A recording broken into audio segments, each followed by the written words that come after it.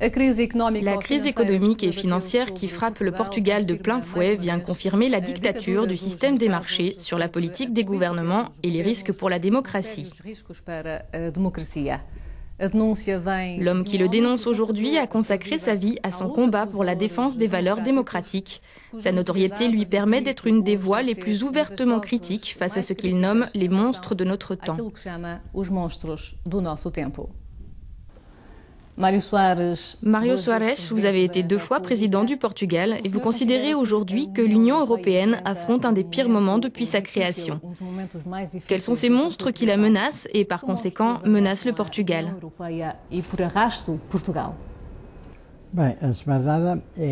Avant tout, c'est la domination de l'économie et des affaires sur la politique qui est une tragédie pour quelque pays ou groupe de pays que ce soit.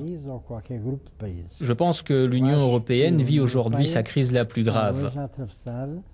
Ceux que j'appelle les monstres, ce sont les marchés financiers, qui sont complètement déboussolés, et ceux qui les contrôlent.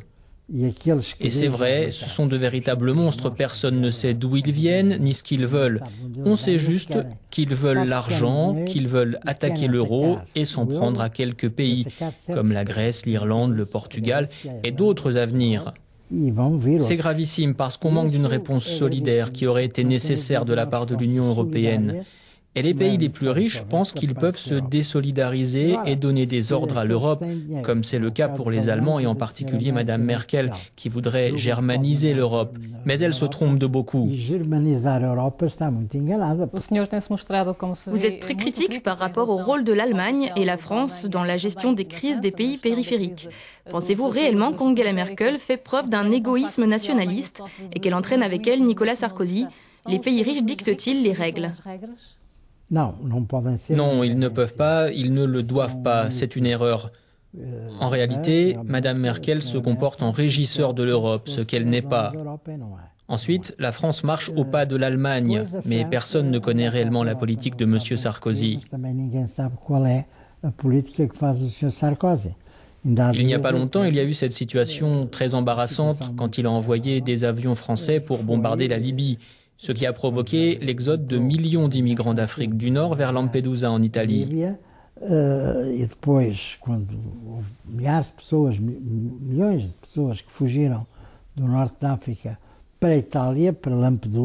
Quand Silvio Berlusconi a appelé à l'aide ses partenaires européens, la France et d'autres, la réponse a été « Résolvez vos problèmes tout seul ».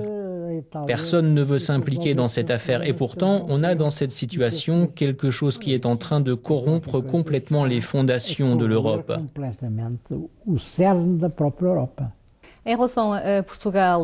On a beaucoup entendu dire que le Portugal n'était pas la Grèce, que ses comptes étaient à jour, mais le mythe est vite tombé. Est-ce le manque de transparence, qui est global et empêche d'agir, qui est le véritable mal du système économique des pays ? É de facto o verdadeiro mal das economias dos países. Il y a un rapport avec le néolibéralisme et avec l'idée que c'est l'argent qui dirige le monde et les affaires. Et cette situation est née en Amérique, où elle est aussi en train de disparaître parce que le président Obama, heureusement, défend un nouveau modèle de développement économique.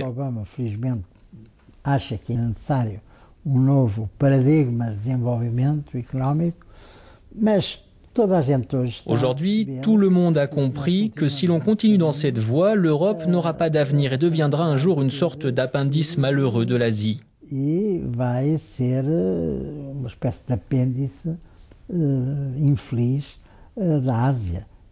Vous défendez comme Barack Obama un changement de modèle de développement économique et vous dites qu'il faut s'attaquer aux Madoff qui courent encore. Est-il possible de combattre les Madoff européens ? Onde há Madoffs à solta. É possível combater estes Madoffs europeus? Bien sûr que oui, on a besoin de savoir qui sont les responsables de la crise qui s'est abattue sur l'Europe entière et qui est en train de s'étendre au reste du monde. On doit les condamner, les juger, laisser les responsables de la crise dans les banques où ils continuent à gérer l'argent, continuer à leur donner de l'argent pour éviter la faillite des banques, c'est le monde à l'envers. Isso é que lhes interessa, Le jour où le Portugal annonçait sa décision de demander de l'aide extérieure, le Financial Times a écrit que les banques avaient gagné. Pensez-vous qu'on est face à une victoire des banques avec l'arrivée du FMI au Portugal? Je suis d'accord, on en est arrivé là. En vérité, les banques traversaient un moment très difficile, car le problème ne vient pas uniquement des marchés, mais aussi et surtout des agences de notation. Des agences qui sont illégales, qui n'apportent rien et qui n'ont aucun sens des responsabilités.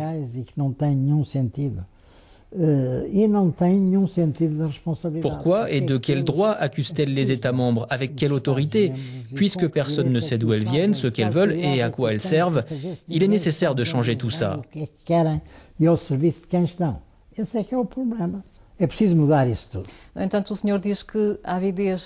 L'avidité des marchés ne s'arrêtera pas au Portugal si les institutions européennes ne réagissent pas. Serions-nous face au début de la fin du projet européen et de l'euro? A Itália, talvez também a França, poderá ser este o fim do projeto europeu e do euro? Oui, si les choses se maintiennent ainsi, ce sera la fin du projet européen, il n'y a pas de doute. Mais je crois que de grandes réactions vont se produire et elles viendront de la population. Les peuples ne se révoltent pas seulement dans le monde musulman, on risque d'assister à de grandes révoltes au sein même de l'Europe, car les populations peuvent refuser ce qu'elle est à l'heure actuelle. L'Europe, ce n'est pas ça. L'Europe, c'est autre chose, un espace de dialogue, de bien-être social et de respect pour autrui. Vous avez combattu le régime salazariste et vous connaissez bien le côté noir du nationalisme et des dictatures. La montée de l'extrême droite au sein de l'Union européenne dans des temps de crise si agités vous effraie-t-elle?